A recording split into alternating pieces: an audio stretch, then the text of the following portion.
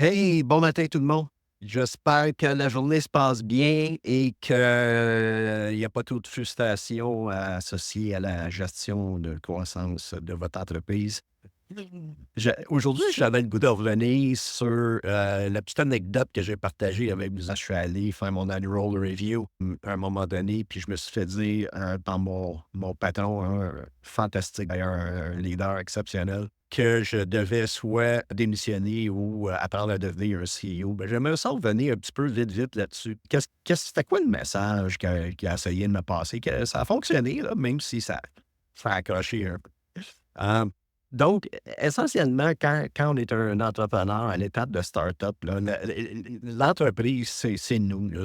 C'est venu de nous, c'est venu de nos tripes, c'est venu de notre tête. On a une vision claire de ce qu'on voudrait réaliser, j'espère. Et le focus à ce moment-là, c'est un focus qui est sur le produit ou le service.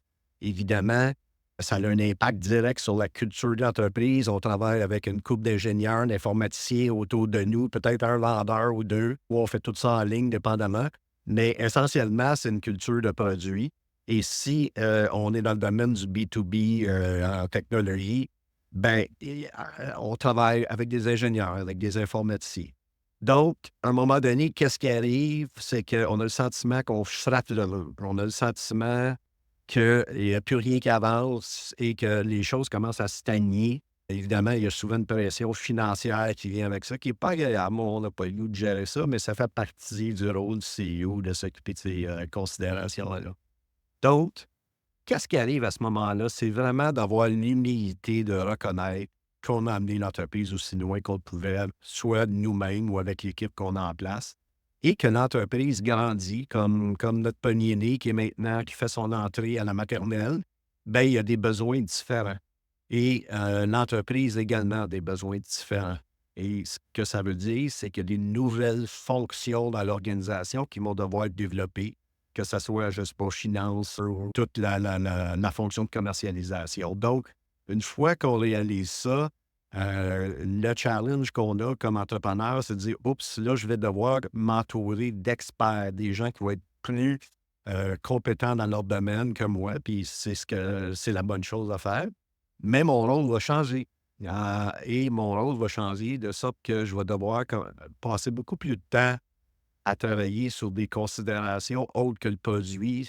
Par exemple, le management, les opérations, les ventes, et cetera. Donc, tous ces changements-là sont souhaitables, c'est normal, l'entreprise a ces besoins-là, mais malheureusement, ça ne veut pas dire que c'est facile, parce que c'est un nouveau rôle qu'on doit, adopter.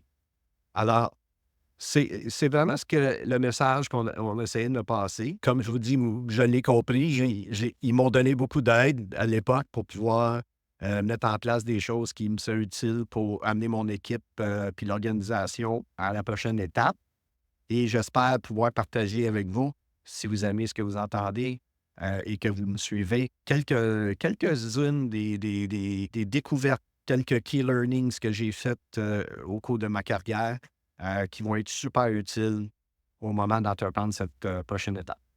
Bye bye tout le monde, je vous souhaite une belle journée. On se parle bientôt.